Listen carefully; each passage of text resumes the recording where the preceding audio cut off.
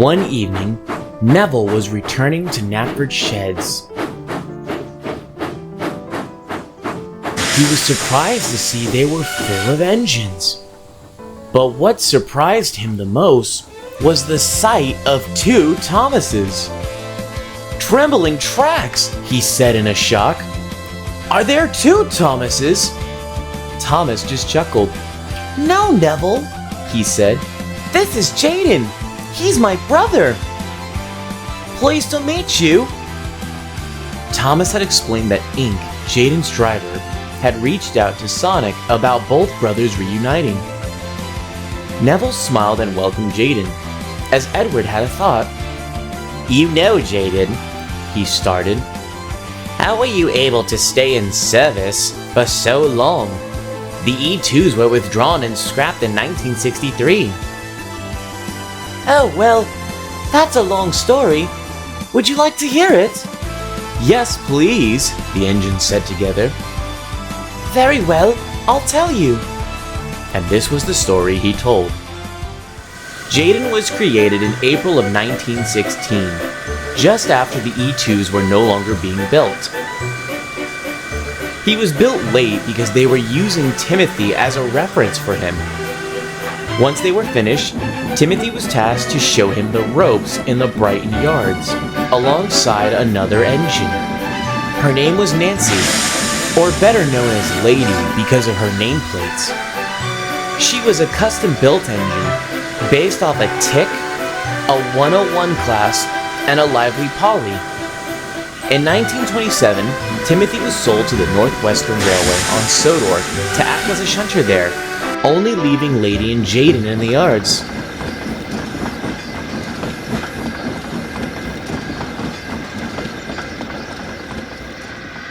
"I do really miss him, Lady," he said.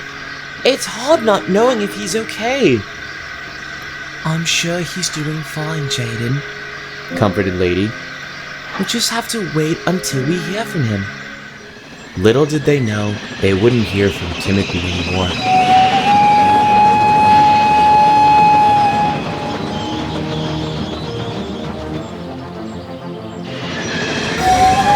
In 1930, Timothy had a terrible accident. Because of his parts being worn out, he couldn't stop a train he was taking to Crosby, as he was speeding towards the unfinished viaduct and fell below, deep in the ravine. "I remember that very well," said Edward with a pain in his heart. "Glenn took it hardest when we told him. He was so upset he didn't stop running up and down the branch line for days, even when it was nighttime. It didn't help that Lady was scrapped a year later," Jaden continued. She was taking a train out to London Harbor, but it was too heavy for her, and the workmen had said that she crashed into the siding, but she was never found or discovered. Then, all hope was lost. "Withdrawn?" "I'm sorry, 105, but there ain't much for you to do here. They want bigger engines to take the trains, and they have enough shunters." This made Jaden very sad. The thought of him being scrapped didn't settle easy for him. He was told to wait in the shed until they were ready for him to be scrapped. He didn't do much but sleep.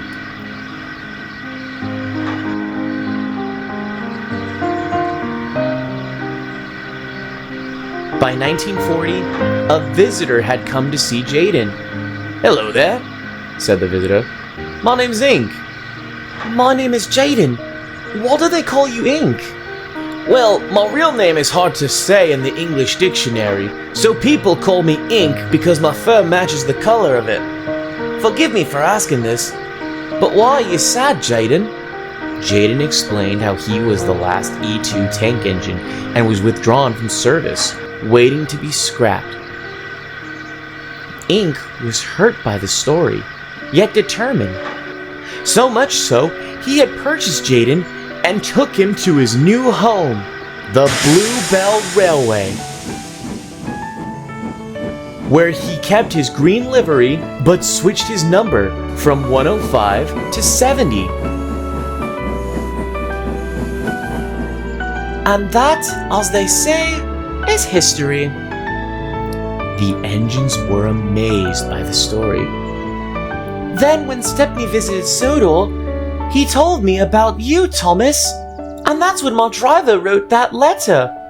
That's surprising to hear, said Thomas. Thank you for telling the story. My pleasure.